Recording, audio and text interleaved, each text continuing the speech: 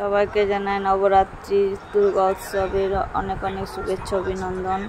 তো কার কেমন দিনটি কাটছে অবশ্যই জানাবে। এটা সপ্তমীর দিন আগে ষষ্ঠীর দিন রাতে আমি রাত্রে জেগে অনেকক্ষণ ধরে মেহেন্দি করেছি। নিজের জন্য একটু গোছ কাজ করে নিলাম।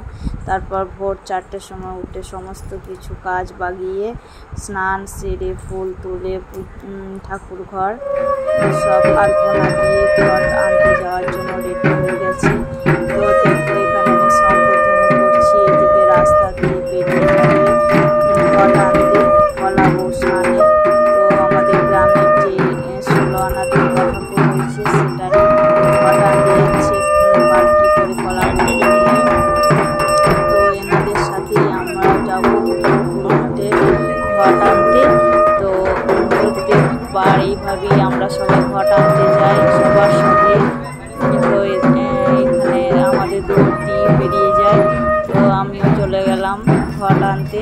তো ঘট এনে তারপর পুজো করবো। তো ওখানে অনেকটা সময় আমাদেরকে কাটাতে হয়। তো খুবই ভালো লাগলো এই যে মুহূর্তটা।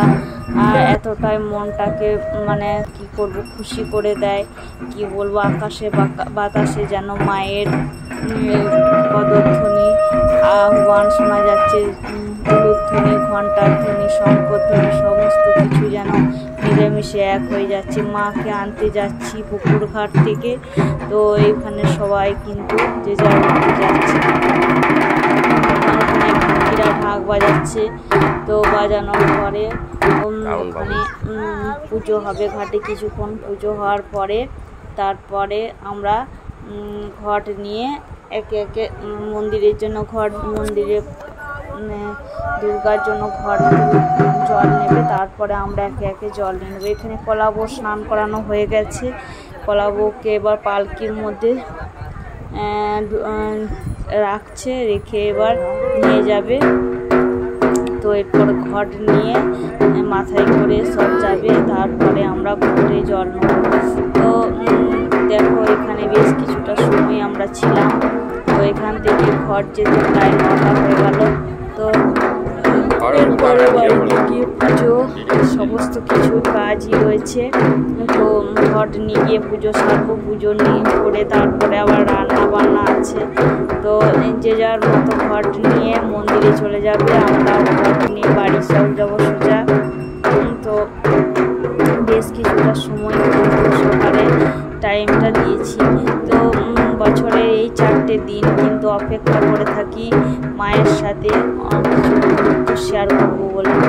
তো কেমন লাগলো অবশ্যই জানাবে। ভিডিওটা অবশ্যই কমেন্ট রাখবে আর অবশ্যই পাশে থেকে চ্যানেলটি সাবস্ক্রাইব করে দেবে। তো নিত্য নতুন ভিডিও পাওয়ার জন্য অবশ্যই পেজটিকে সাবস্ক্রাইব করে পাশে থাকবে। ধন্যবাদ। দেখো কলাবো নিয়ে যাচ্ছে পালকি করে।